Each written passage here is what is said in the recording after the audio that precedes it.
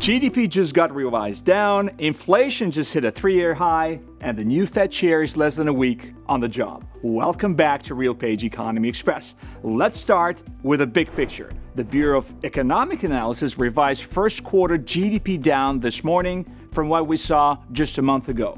Growth is still a step up from the near stall we saw at the end of last year, but the revision is worth paying attention to. Investment and consumer spending both came in weaker than initially thought, accounting for almost all of the 40 basis point markdown. Inflation is the bigger headline. PCE, the Fed's preferred metric, just hit its hottest reading in 3 years. Personal income was essentially flat in April, while spending kept climbing, meaning Americans are dipping deeper into savings to keep up. The saving rate just dropped to its lowest level in years, spending more, earning the same, and saving less. Something eventually has to give. Which brings us to Kevin Warsh, sworn in as Fed chair just last week.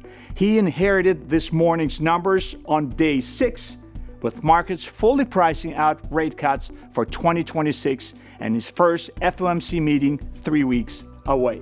The labor market is holding its own. Jobless claims ticked up modestly this morning, but remain well within healthy range. The job market is still standing, but do not mistake steady for strong.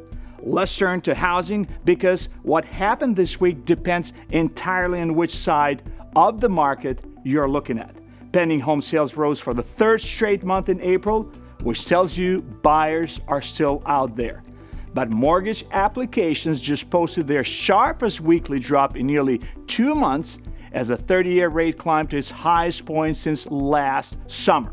Refinance activity essentially collapsed. Serious buyers are pushing through, but affordability is squeezing harder.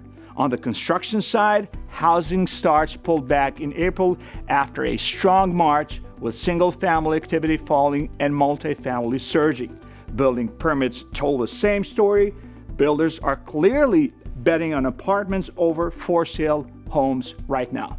Existing home values, according to Case-Shiller, are losing ground in real terms for the 10th straight month, with more than half of major metro markets posting outright year-over-year price declines. Consumer confidence and sentiment both dropped again this week, and the leading economic index barely budged.